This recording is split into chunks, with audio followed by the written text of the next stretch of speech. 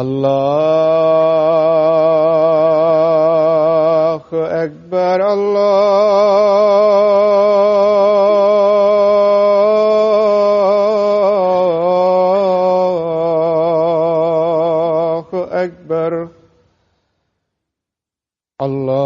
الله أكبر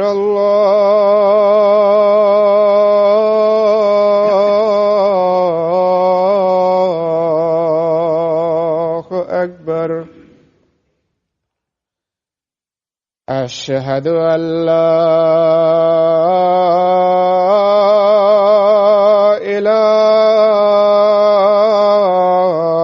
إله إلا الله أشهد أن لا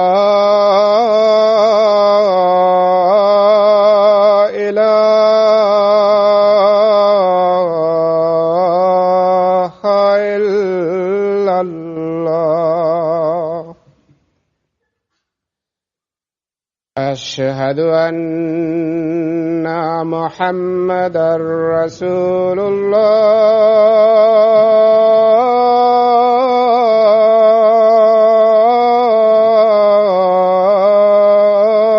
الله أشهد أن محمدًا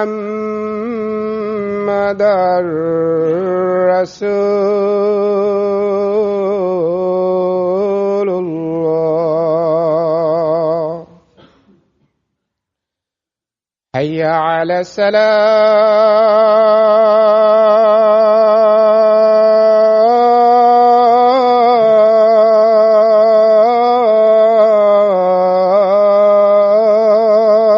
الصلاة حي على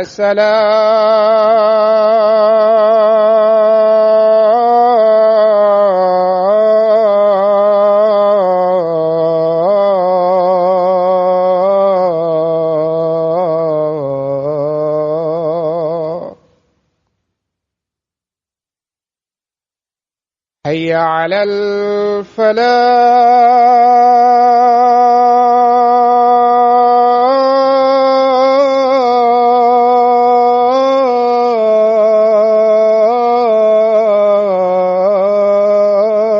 الفلاح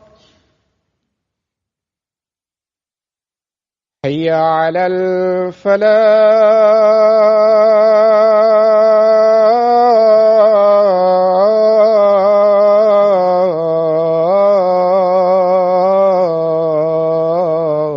الفلاح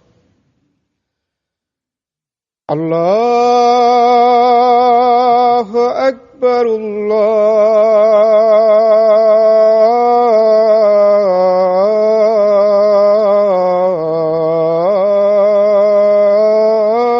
الله أكبر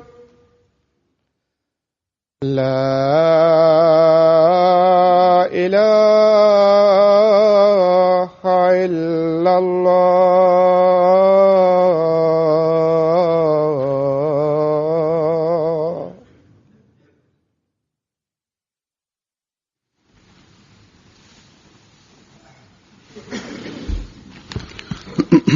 السلام عليكم ورحمة الله.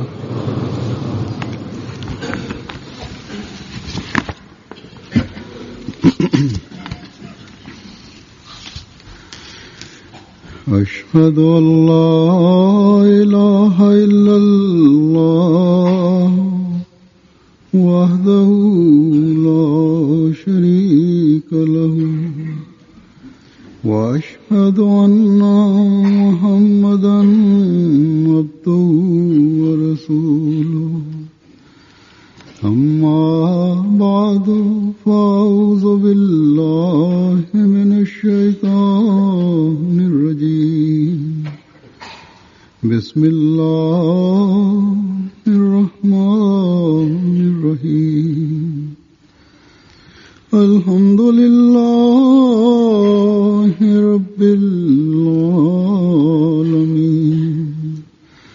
الرحمن الرحيم مالك يوم الدين إياك نعبد وإياك نستعين اهدنا الصراط المستقيم صراط الذين أنعمت عليهم غير المغضوب عليهم ولا الضالين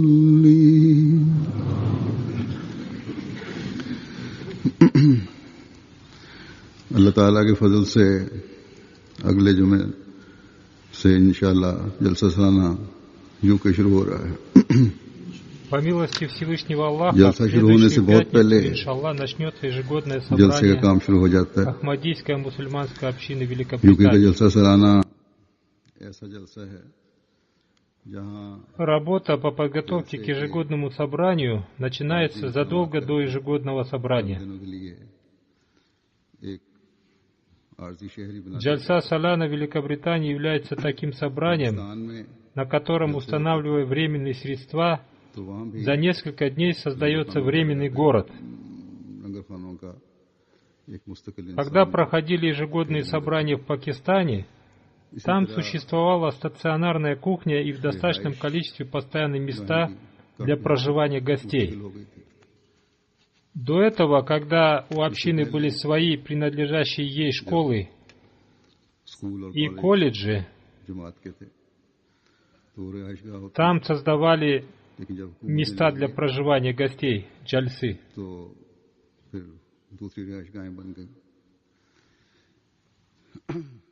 गो बहुत ज्यादा तादाद Но होने после की того, वजह से как их отобрало государство, आरजी रिहाइशगाहें भी были созданы другие места проживания. इसके अलावा Хотя вместе с этим, по причине большого количества гостей, मेहमानों को приходилось устанавливать и палатки. को Кроме этого, жители города Рабвы принимали достаточно большое количество гостей в свои дома. लंगरखानों से आता था, जिस जिस जगह पे होते थे वो Но для всех гостей, где бы они ни останавливались, пища приносилась с общей кухни. बाज मुस्तकिल Словом, для проведения джальсы Салана в Рабве से были созданы некоторые मुस्तकिल इंसानी ढांचे के постоянные средства, и кроме этих постоянных средств, इंतजामात के माहिर हो चुके थे жители города Рабвы, कि उनकी ये रौनक благодаря большому और опыту, ये तरबियती माहौल стали специалистами в использовании этих постоянных средств. उनकी जिंदगी का दोबारा हिस्सा बन जाए। Дай Аллах, чтобы эта атмосфера духовного воспитания людей и чувство высокого служения कादियान में भी снова стали частью их बहुत से жизни. मुस्तकिल इंतजामात हो चुके हैं अब। आरजी तौर Точно पर так же сейчас многие постоянные средства созданы и в Кадиане. के Им इंतजामात необходимо только на время проведения джальсы создавать временные средства на месте проведения джальсы, потому что место проведения джальсы требует जायद большого внимания. गैर-अहमदियों में से लेबर या गैर मुस्लिमों से लेबर लानी पड़ती है खाने पकवाई के लिए रोटी Несомненно, приходится нанимать людей среди мусульман не Ахмади и не мусульман для выпекания лепешек и приготовления пищи. इंतजाम है। Однако जर्मनी में भी система постоянно действующей кухни существует. हॉल वगैरह मुयस्सर होने की वजह से Также и в Германии, благодаря аренде залов खाना पकाने и के других इंतजाम помещений, имеется возможность использования ले लेते हैं। многих постоянных средств. ताज़ा रोटी समझ Приходится только организовать приготовление пищи. पुरानी होती है। Они покупают готовые лепешки в магазине, считая их свежими, хотя, по-моему, они недельной давности. शाम तक मुझे पैगाम Но община Германии настолько активна, что они заранее сообщают мне, что лепешки свежие. Таковы же обстоятельства проведения ежегодных собраний общин и в других странах. Однако, джальса в Великобритании по причине нахождения здесь халифа общины стала международной джальсой.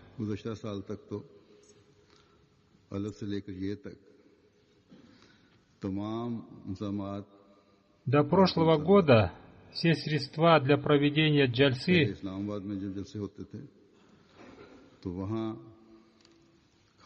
Хадикатуль-Махди от А до Я были временными. Раньше, когда джальса Саляна проводилась в Исламабаде, там имелись постоянные средства приготовления пищи.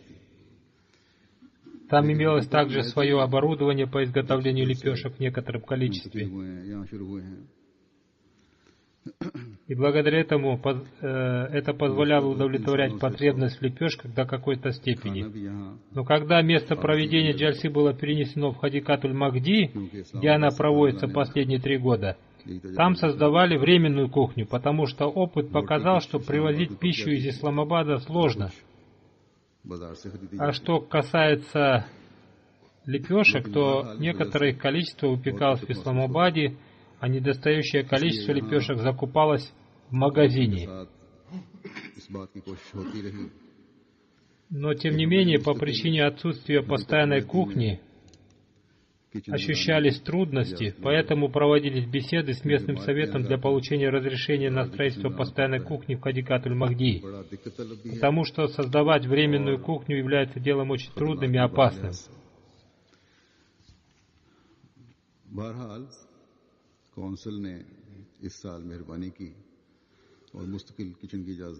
Словом, городской совет благосклонно дал нам разрешение на строительство там постоянной кухни. Один самый большой склад, который там был, перестроен в постоянную кухню, на которой теперь, надеемся, иншаллах та'ала, будет готовиться пища в необходимом количестве.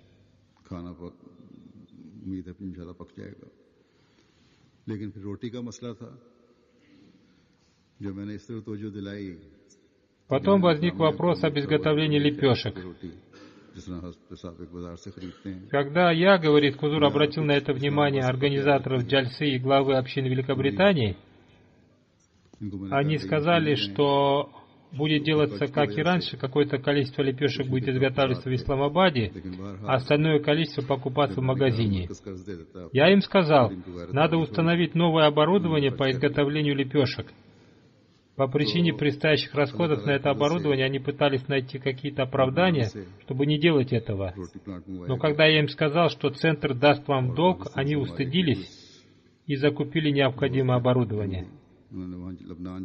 По милости Всевышнего Аллаха, оборудование по изготовлению лепешек было привезено из Ливана.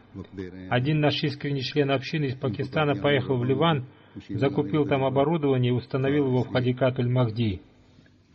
И он до сих пор жертвует своим временем для обучения работе на нем других людей.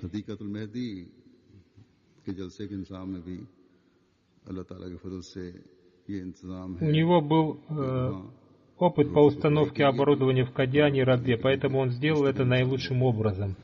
И здесь, в Великобритании, по милости Всевышнего Аллаха, на кухне установлено постоянное оборудование для приготовления пищи и лепешек. Словом, мы благодарны городскому совету, да вознаградит Всевышний Аллах тех людей, которые дали нам разрешение на установку оборудования. Но до сих пор сохраняется уникальность этой джальсы относительно ежегодных собраний во всех других странах, состоящая в том, что в период подготовки к ней создаются временные средства для того, чтобы проявить заботу о 30 тысячах людей. Особенно в случае дождя возникают проблемы с местом проживания гостей и проезда к месту проведения джальсы. Проблема дорог решается установкой временных искусственных металлических перекрытий. Но до сих пор остаются проблемы с установкой палаток для проживания людей и палаток для питания людей. Но, иншаллах та'ала, наступит время, когда эти проблемы тоже будут решены.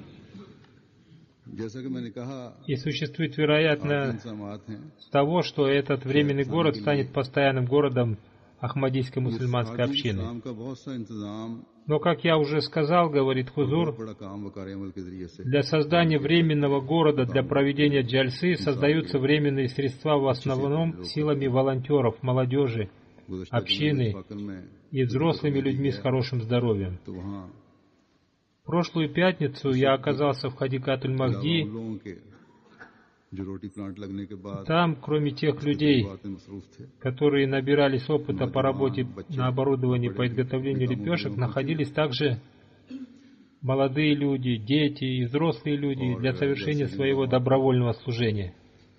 2 हफ्ते 3 हफ्ते पहले ही Они прилагали усилия для того, чтобы में अंजाम देने की कोशिश за 2-3 недели до джальсы यहाँ ये भी वादे कर दूं завершить работу по подготовке к ней наилучшим образом. किसी से बाहर Здесь я хочу подчеркнуть, говорит Хузур, что для установки оборудования по изготовлению лепешек हमारे इंजीनियर्स не привлекалась никакая сторонняя компания, और दूसरे कारकुनों а все это было сделано силами инженеров, техников и рабочих волонтеров, членов общины. के मयार Да вознаградит их всех Всевышний Аллах. जिनको पूरा करना बहुत जरूरी है Здесь, в Великобритании, требования к устанавливаемому оборудованию очень жесткие, कर लें а не так, как в Индии и Пакистане, आरजी когда каждый делает так, как ему заблагорассудится. या बाज और Никто это не проверяет. हर कदम पर यहाँ चेकिंग होती है Если, например, висят провода, то на это не обращается никакого внимания, как и на многие другие важные вещи. अगला काम शुरू करते हैं А здесь, в Великобритании, проверяется каждый этап работ. तो अल्लाह ताला के फजल से И следующий этап начинается только после того, как получено разрешение надзорных органов. शरायत थी По милости Всевышнего Аллаха установленное оборудование и вся кухня в целом соответствуют необходимым требованиям и было получено разрешение на их эксплуатацию. कि आरजी इंसामात की वजह से बाकी जगहों की निस्बत Словом, मेहनत ज्यादा करनी पड़ती है я хотел сказать, что ताला के फजल से создание временных средств для проведения джальсы здесь, в Великобритании, требует от нас больших усилий, чем в других странах. И по милости Всевышнего Аллаха, мусульмане Ахмади, волонтеры, осуществляют свое служение с большим желанием. हर मामले में И этот дух жертвования своим временем दी ради общины стал कुर्बानियां पेश करते हैं отличительным признаком तो वो अपने काम कर мусульманина Ахмади. रही है तो वो अपने काम कर रही है В каждом деле мусульмане Ахмади उनके लोग проявляют дух жертвенности. अलावा Ассоциация инженеров осуществляет свое дело осуществляет и ассоциация врачей. Волонтеры других отделений также жертвуют своим временем. कि यहाँ Кроме этих временных добровольных видов работ, существуют и такие виды работ, которые तरबियत की वजह से осуществляются в течение всего года. मेहमानों की खिदमत Особенностью Ахмадийской мусульманской общины является то, что большая часть работ в ней осуществляется силами волонтеров. के जवान Благодаря многолетнему воспитанию мусульман Ахмади в духе служения гостям джальсы, это служение стало отличительным признаком мусульман Ахмади и всей общины в целом. उनकी वजह Дети, юноши и пожилые люди, мужчины и женщины बड़े सरगर्मी से всегда в эти дни джальсы наполнены чувством служения и готовностью выполнять возложенные на них обязанности. क्योंकि जलसे के मेहमान तो Так и должно быть. इस्लाम के मेहमान हैं गोया Потому что гости джальсы являются гостями Хазрата Обетованного Мессии, алейхиссалам. और दीन भी है То есть гостеприимство является проявлением высокой нравственности и веры. मेहमान नवाजी Сейчас я хочу сказать о том, говорит Хузур, каким был уровень гостеприимства Хазрата Обетованного Мессии, алейхиссалам. ऊंची और बेहतर हो Чтобы एक दिन आपकी तबीयत ठीक नहीं это увеличило и улучшило уровень нашего гостеприимства. एक मेहमान आ गए Однажды, когда он плохо себя чувствовал и прилег отдохнуть, तो आप बात तशरीफ ему сообщили, что пришел гость. और फरमाया Услышав это, он вышел к нему на улицу и сказал: मेहमान का हक होता है जो तकलीफ उठाकर आया है «Я думаю, что правом гостя, который преодолел тяготы пути, является то, чтобы я вышел встретить его». आज भी В связи с этим сегодня мы тоже нуждаемся в установлении के लिए такого कायम высокого уровня гостеприимства по отношению к гостям Хазрата Обетованного Мессии, алейхиссалам. का आज हमें मौका दिया जा रहा है Потому что сегодня нам предоставляется шанс оказания гостеприимство не просто гостям, а гостям, которые приехали с религиозной целью. Они приезжают для того, чтобы услышать слова Всевышнего Аллаха и Его посланника, саллаллаху алейхи вассалям. Они приезжают для повышения уровня своего духовного и религиозного воспитания. Они приезжают для того, чтобы устанавливать атмосферу любви и братства между собой. Многие из приезжающих гостей претерпевают большие трудности ради этого. Некоторые из них живут в своих домах со всеми удобствами, а в эти дни джальсы они живут в стесненных условиях. Но, несмотря на это, они приезжают на джальсу. Некоторые из гостей являются бедными, и они приезжают из далеких стран только ради обретения благословения джальсы. Они приезжают, отвечая на призыв Хазрата Обетованного Мессии, алейхиссалам. Они проникнуты желанием слушать слова халифа времени и встретиться с ним. В настоящее время спутниковый канал MTA International объединил весь ахмадийский мир. Но тем не менее высокодуховная атмосфера джальсы оказывает свое особое влияние на участников джальсы. Поэтому мы не должны думать, что в настоящее время для гостей джальсы прибытие на нее не представляет никаких трудностей. Некоторые пожилые люди, несмотря на свои болезни, приезжают на джальсу, преодолевая все трудности. И как я уже сказал, говорит Хузур, некоторые люди приезжают на джальсу, оставляя все имеющиеся у них дома, у них в доме удобства. Они спят в палатках и отдают предпочтение простой пище. Поэтому такие гости имеют большие права, которые мы должны соблюдать. По милости Всевышнего Аллаха, большинство гостей являются теми, кто приезжает только ради джальсы. Несмотря на то, что расходы на поездки увеличились, они совершают эти расходы и нисколько не жалеют об этом. Поэтому уважение к этим гостям является нашей обязанностью. Потому что они являются гостями, заслуживающими большого уважения, и их единственным намерением является обретение благоволения Всевышнего Аллаха и Его посланника, саллаллаху алейхи вассалям. Однажды Хазрат Обетованный Мессия, алейхиссалам, наставляя относительно гостеприимства, сказал: «Приезжает много гостей, одних из них вы знаете, а других не знаете, поэтому лучше, считая всех уважаемыми, оказывать им гостеприимство. Я думаю о вас хорошо и надеюсь, что вы создадите все удобства для гостей. Хорошо служите им». Единственным намерением гостей Хазрата Обетованного Мессии, алейхиссалам, приехавших с религиозной целью, является обретение благоволения Всевышнего Аллаха. Поэтому мы должны обратить большое внимание на то, чтобы оправдать добрые ожидания Хазрата Обетованного Мессии, алейхиссалам, о нас. В наших сердцах должно быть чувство служения каждому гостю. И мы всегда должны помнить в своем сердце, что у гостя есть права. Мы должны стараться соблюдать его права, какая бы работа в качестве волонтеров нам не поручалась. Каждый волонтер должен иметь в своем сердце чувство и стремление оправдать добрые ожидания относительно нас, Хазрата Обетованного Мессии, алейхиссалам. Чтобы мы могли сказать: «О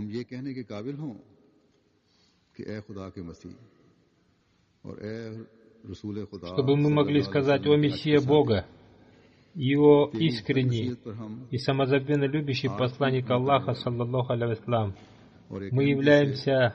мы и сегодня являемся следующими каждому Твоему наставлению». Именно это ожидается от каждого мусульманина Ахмади. Путь протяженностью в 100 лет не сделал нас беззаботными и забывшими ваши добрые ожидания относительно нас. И сегодня тоже наши дети, юноши и пожилые люди, мужчины и женщины по мере своих сил стараются выполнять свои обязанности, и, иншаллах Та'аля, будут продолжать их выполнять. Хазрат обетованный Мессия, алейхиссалам, сказал: «Я постоянно проявляю заботу о том, чтобы не было никаких затруднений у гостей. Я всегда настаиваю на том, чтобы по возможности для гостей были созданы удобства. Сердце гостя хрупко, как стекло, и оно может разбиться от легкого удара. Мы всегда должны помнить о необходимости проявлять заботу о гостях и испытывать в сердцах боль за них. И всегда помня об этом, мы будем стараться проявлять заботу о гостях. Это назидание обетованного Мессии алейхиссалам является очень важным, и мы должны не только на словах обещать следовать ему, но и выполнять это на практике. Джальса Салана проходит в разных странах мира, и туда приезжают гости из этих стран. Но на эту джальсу в Великобритании приезжают представители разных народов из разных стран мира. Каждый народ имеет свои традиции, свой уровень терпения. Они по-разному разговаривают и проявляют свои чувства, и имеют различные ожидания от нас, и имеют различные предпочтения. Поэтому нужно относиться к каждому из них с большой мудростью. Мы всегда должны помнить наполненное мудростью назидание Хазрата обетованного Мессии, алейхиссалам, которое звучит: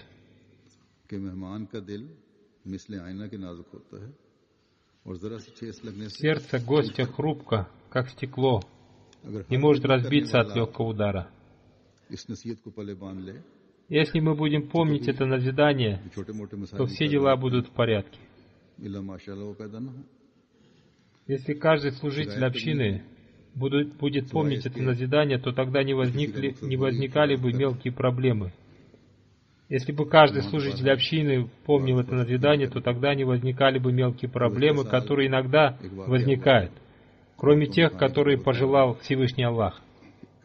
И не было бы никаких жалоб, за исключением тех случаев, когда кто-то совершает злонамеренное действие, и в этом случае приходится проявлять жесткость. В прошлом году произошло одно событие во время ужина в женской палатке, когда одна из женщин, приехавшая из далекой страны, по какой-то причине начала ругаться.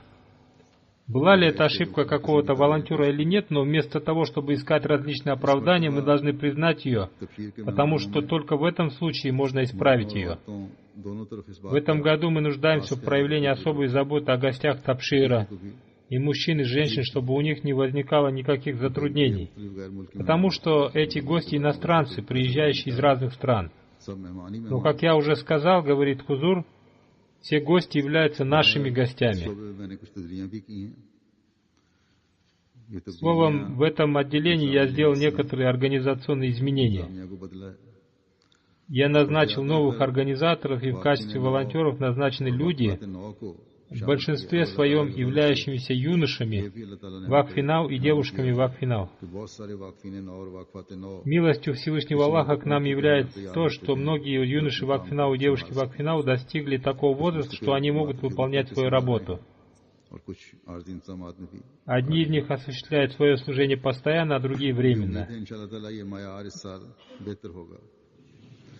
Я надеюсь на то, что, иншаллах Та'аля, уровень работы этого отделения в плане гостеприимства улучшится. Но помните, что простая замена одних лиц другими не приводит к улучшению. Мы должны молиться Всевышнему Аллаху о том, чтобы Его милость сопровождала нас, и мы таким образом осуществляли свое служение, как желает от нас Всевышний Аллах.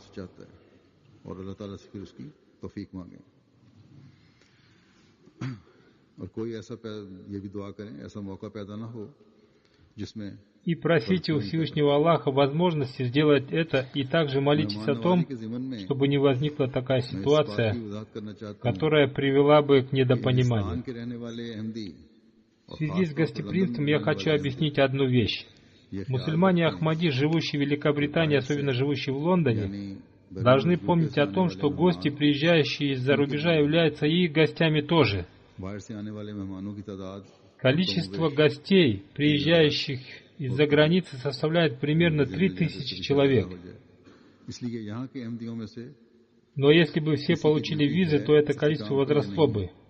Поэтому местные мусульмане Ахмади, являются ли они волонтерами или нет, должны помнить,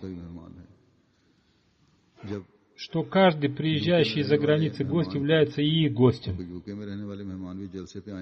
Приезжающие на джальсу люди из других городов Великобритании, не являющиеся волонтерами, тоже являются нашими гостями. Но когда местный гость встречается с гостем из-за границы, то он должен считать его своим гостем. Когда возникает вопрос о том, кому отдавать предпочтение, гостям из Великобритании или гостям из-за границы, то он должен решаться в пользу иностранных гостей. И местные гости ради них должны пожертвовать своими правами гостя. Поэтому всегда помните о том, что в некоторых ситуациях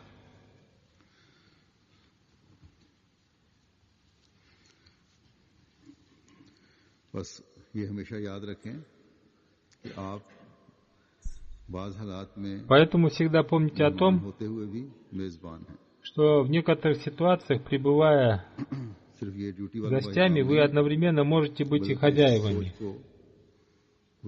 Считать себя хозяевами является обязанностью не только волонтеров.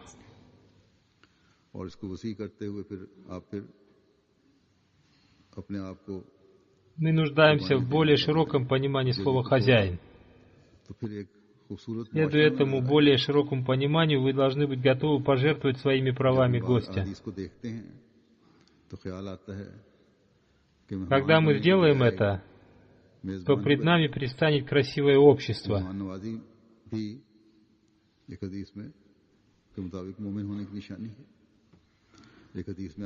Когда мы читаем хадисы, то у нас появляются мысли о том, чтобы вместо того, чтобы быть гостем, лучше быть хозяином. Потому что согласно хадису о гостеприимстве, гостеприимство является признаком верующего. В хадисе говорится, что святой пророк, саллаллаху алейхи вассалям, сказал: «Тот, кто верует в Аллаха и в последний день, должен уважать и отдавать предпочтение гостю». Другими словами, это означает, что неуважающий гостя является человеком со слабой верой в Аллаха и последний день. Хазрат обетованный Мессия алейхиссалам неоднократно обращал наше внимание к гостеприимству согласно повелению священного Корана и наставлениям своего господина и повелителя Хазрата Мухаммада, посланника Аллаха, саллаллаху алейхи вассалям. И он неоднократно говорил нам об этом с той целью, чтобы мы укрепили свою веру. В другом хадисе святой пророк, саллаллаху алейхи вассалям, назвал благим делом встречать своего брата с радостью. В эти 3 дня джальсы совершаются различные добрые деяния, и одним из этих больших добрых деяний является встречать друг друга с радостью. Имеются различные возможности осуществления этого доброго деяния для хозяев и для гостей. Я специально обращаю внимание волонтеров на то,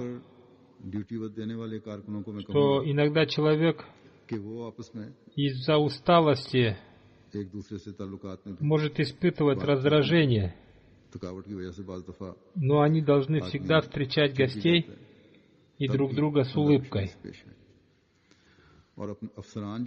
И руководители тоже должны встречать своих подчиненных с улыбкой.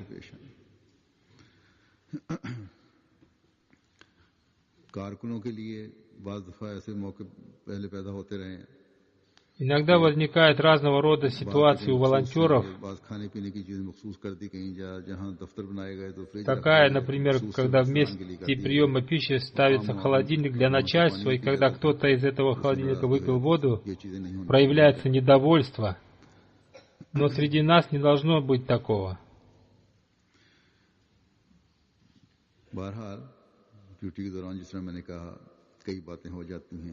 Словом, как я уже сказал, во время служения волонтеров возникают различные ситуации, но мы всегда должны помнить о необходимости встречать людей с радостью.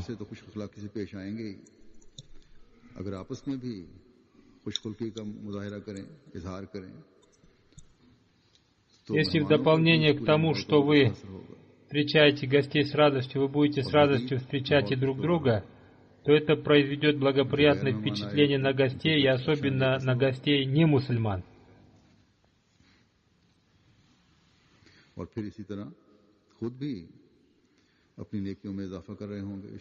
Проявляя радость, вы будете увеличивать совершенные вами благодеяния и станете обретающими благоволение Всевышнего Аллаха. Затем каждый волонтер должен помнить о том, что, проявляя гостеприимство, вы не оказываете милости другим. А как сказал Хазрат обетованный Мессия алейхиссалам, это является соблюдением прав гостя.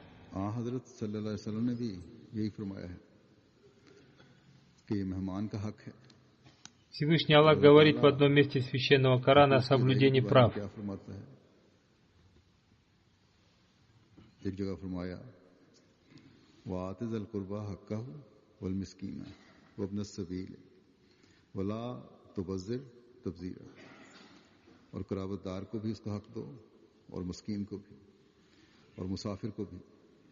И отдавай близкому родственнику должное ему, и бедняку, и путнику, и не расточай чрезмерно.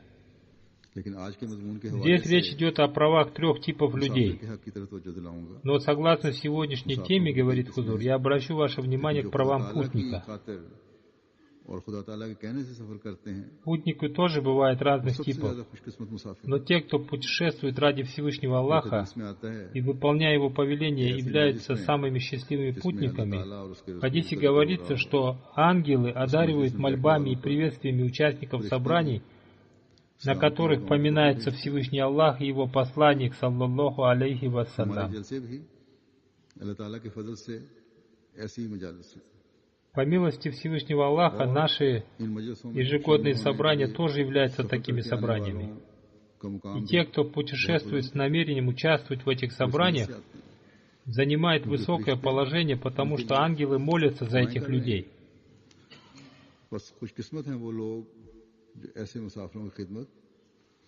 Поэтому счастливы те люди, которые служат таким путникам и удовлетворяют их право на гостеприимство, того права, которое установил Всевышний Аллах. Воистину, соблюдающий это право будет снискавшим благоволение Всевышнего Аллаха. А может ли кто-то быть счастливее того, кто обрел благоволение Всевышнего Аллаха? Поэтому, если вы глубоко поразмышляете, то поймете, насколько удивительна эта система джальсы, когда одно доброе деяние открывает двери другого доброго деяния. Как я уже сказал в начале проповеди, говорит Хузур, каждый волонтер-служитель нуждается в понимании истинного духа служения. Хотя они служат с этим духом, но все-таки они нуждаются в укреплении этого духа. Волонтеры должны выполнять свою работу не потому, что община требует от них помочь кому-то, или глава молодежной организации общины сказал, что они должны участвовать в добровольной работе, или глава женской организации сказала, что надо войти в группу волонтеров. Нет, такого не должно быть. Вашей целью должно быть обретение благоволения Всевышнего Аллаха. Я представлю вам один пример того, как сподвижники святого пророка, саллаллаху алейхи вассалям, ради обретения благоволения Всевышнего Аллаха и Его посланника, саллаллаху алейхи вассалям, оказывали гостеприимство гостям, и как они соблюдали права гостей. Сколько бы мы ни слышали и не читали это повествование, каждый раз оно открывается нам в новом свете, и мы извлекаем из него урок. Хазрат Абу Хурайра, разияллаху анху, повествует, что однажды один путник пришел к святому пророку, саллаллаху алейхи вассалям, и святой пророк, саллаллаху алейхи вассалям, послал сообщение домой, чтобы прислали пищу для гостя. но получил оттуда ответ, что сегодня в доме нет ничего, кроме воды. Получив это сообщение, святой пророк, саллаллаху алейхи вассалям, обратился к сподвижникам с вопросом, кто сегодня окажет гостеприимство этому гостю. И один сподвижник из ансаров ответил: «О Хузур, я приму этого гостя». И он пошел к себе домой и сказал своей жене: «Для оказания гостеприимства гостю святого пророка, саллаллаху алейхи вассалям, приготовь кто-нибудь поесть». Жена ответила, что той еды, которая есть в доме, хватит только детям. Подвижник ансар сказал: «Приготовь еду, и когда она будет готова и наступит время для приема пищи, уложи детей спать». Они приготовили пищу, зажгли светильник и уложили детей спать голодными, а потом они потушили светильник, сели рядом с гостями и стали делать вид, что едят вместе с ними. И всю ночь они оставались голодными. А утром, когда этот сподвижник пришел к святому пророку, саллаллаху алейхи вассалям, он с улыбкой сказал ему: «Ваш вчерашний поступок вызвал улыбку Всевышнего Аллаха». И он сказал: «Ваш поступок очень понравился Всевышнему Аллаху». По этому случаю был ниспослан следующий аят.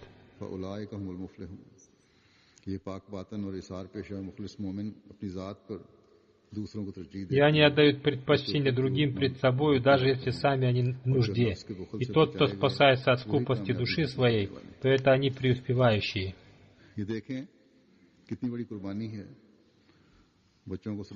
Посмотрите, какую жертву они принесли для этого, уложив своих детей спать голодными, чтобы оказать гостеприимство гостю.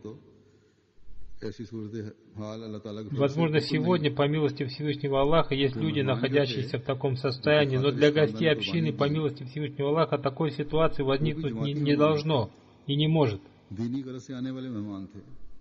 Тот гость, ради которого эта семья принесла эту большую жертву, тоже был гостем общины, потому что он был гостем, приехавшим к святому пророку, саллаллаху алейхи вассалям, с религиозной целью.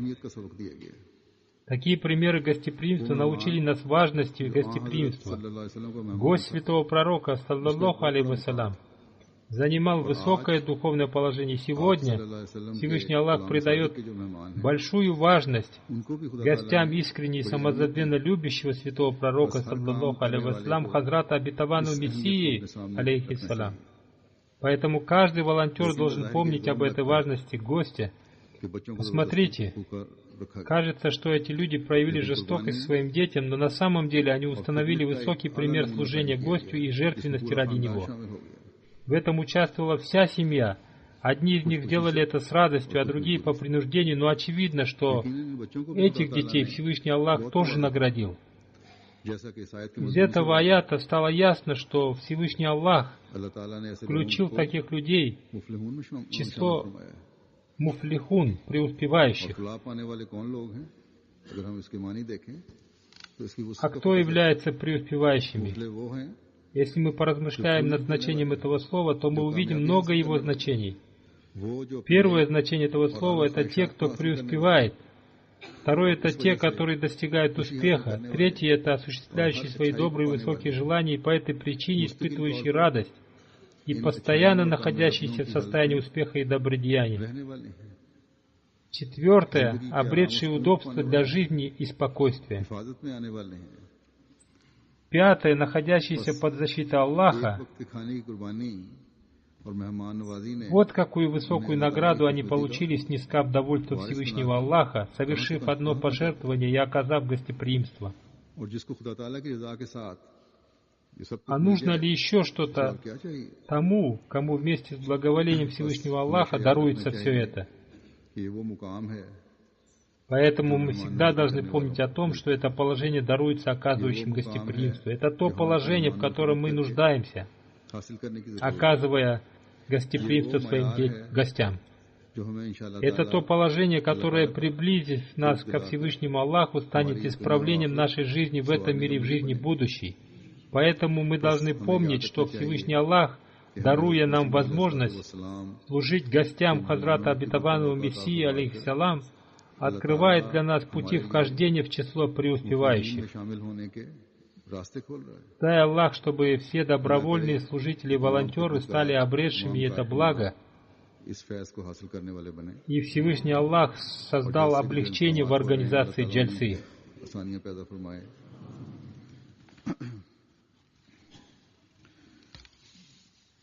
नमाज जुमा के बाद मैं एक जनाजा भी पढ़ाऊंगा गायब। После пятничной молитвы я возглавлю заупокойную молитву в отсутствии тела покойного одного нашего брата-мученика за свою веру, уважаемого Захура Ахмада, औरंगी टाउन कराची में который 21 августа обрел мученическую смерть в Оранги-таун в Карачи. Инна лилляхи ва инна иляйхи раджиун. तो वाकया यूं हुआ कि ज़हूर साहब События его мученической смерти следующие. 21 августа в 11 часов 15 минут к дому уважаемого Захура Ахмада подъехал один его друг на машине Захура Ахмада, которую он забрал из автосервиса после ремонта. Машина стояла на близком расстоянии от дома, и когда Захур Ахмад вышел из дома, чтобы посмотреть машину после ремонта, в это время из своего дома вышел его сосед, не Ахмади по имени Нуруль Хак, и они втроем пошли посмотреть машину. Как я уже сказал, машина стояла на небольшом расстоянии от дома. Когда они, осмотрев машину, втроем направлялись в сторону дома, на мотоцикле подъехали двое людей, и один из них, сойдя с мотоцикла, открыл огонь по уважаемому Захуру Ахмаду. Когда сосед уважаемого Захура Ахмада Нуруль Хак хотел вырвать оружие из рук стрелявшего, второй нападавший начал стрелять в Нуруль Хака. Дочь уважаемого Захура Ахмада, которая в это время пила чай, увидев в окно, как двое нападавших уезжают, бросила в них свою чашку. Они открыли по ней огонь, пули влетели в окно, но не попали в нее. Уважаемый Захур Ахмад скончался на месте от полученных ранений. Инна лилляхи ва инна иляйхи раджиун. Покойному было 47 лет. Его сосед не Ахмади, господин Нуруль Хак, также стал мучеником от полученных ранений. Пусть Всевышний Аллах также проявит к нему свою милость и простит его.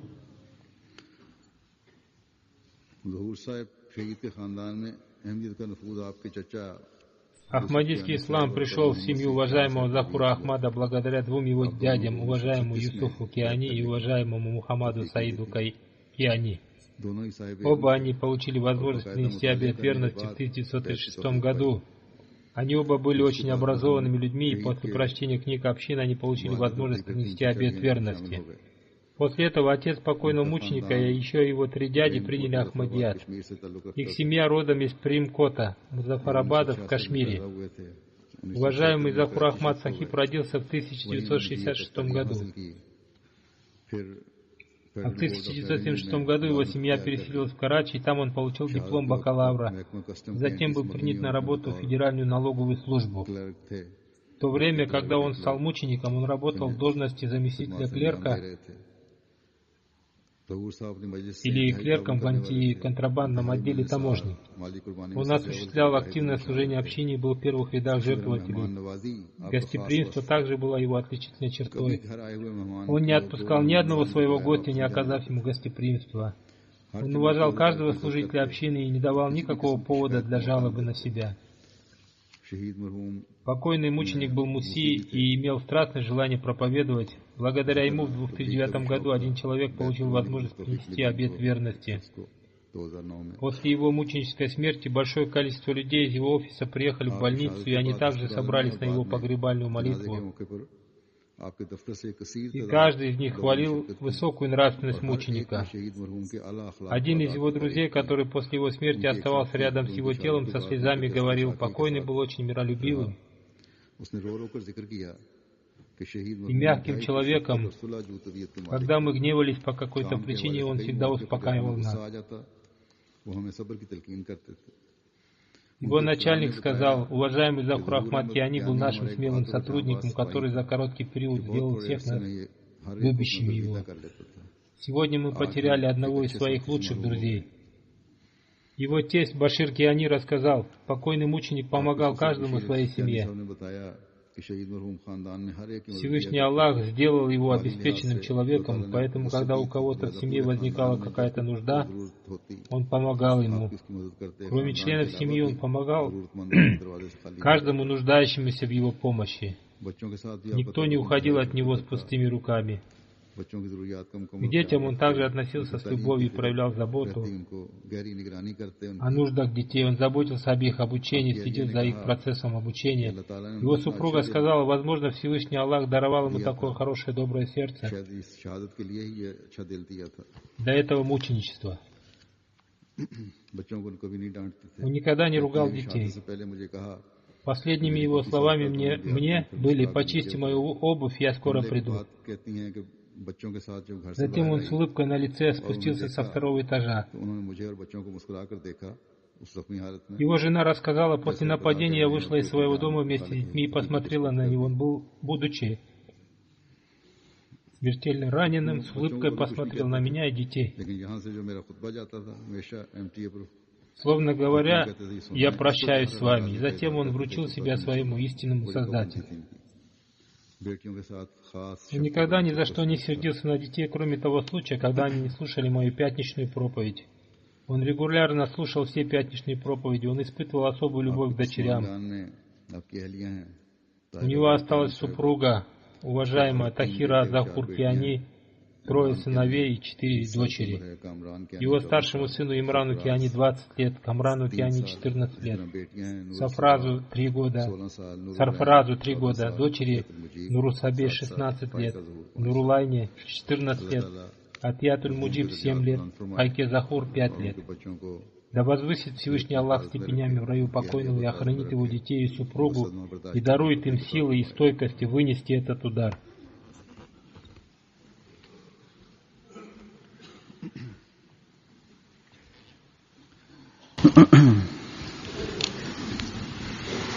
Alhamdulillah nahmaduhu wa nasta'inuhu wa nastaghfiruhu wa nu'minu bihi wa natawakkalu alayhi wa na'udhu billahi min shururi anfusina wa min sayyiati a'malina.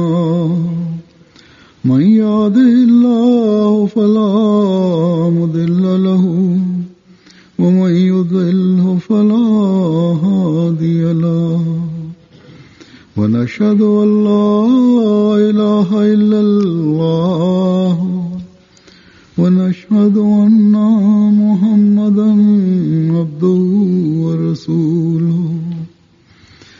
عباد الله رحمكم الله إن الله يأمر بالعدل والإحسان وإيتاء ذي القربى وينهى عن الفحشاء والمنكر والبغي يعظكم لعلكم تذكرون. اذكروا الله يذكركم وادعوه يستجب لكم ولذكر الله أكبر.